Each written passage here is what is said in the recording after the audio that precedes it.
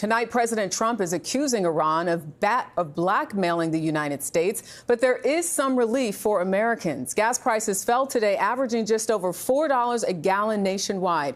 That's down 8 cents from last week. CBS's Olivia Rinaldi is at the White House with more on the war's ripple effect. But before we get there, Olivia, I know you were in the White House, spoke to the president today in the Oval Office. That's right, Jerika. President Trump only briefly mentioned Iran during that Oval Office event this morning, as questions remain about how intact that ceasefire really is.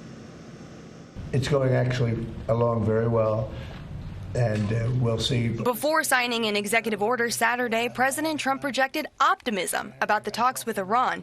But he had this to say when we tried to ask about the Strait of Hormuz. Iranian gunboats fired upon 2 vessels today. President Macron said that. The president repeatedly said Friday that progress to end the war with Iran was being made on several fronts, including the Strait, where 20% of the world's oil supply flows to market.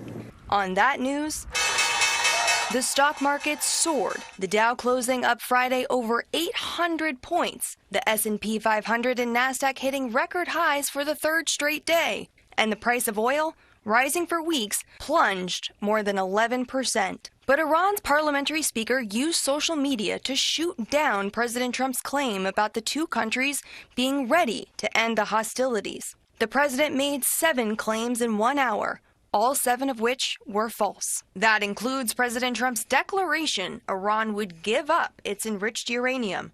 Iran says that will never happen. I can tell you that no enriched material is going to be shipped to the United States. The mounting defiance putting new pressure on President Trump to get energy costs down. I actually voted for Trump, and it was funny because he said, under Biden, gas would hit $7. I know in California it's at $7. Here in Vegas, it got up to over $5. And it's not just gas prices here in the U.S., Jerika. The International Energy Agency warns that Europe could run out of jet fuel in 6 weeks if the Strait doesn't reopen. And that is just in time for the busy summer travel season. Olivia Rinaldi at the White House.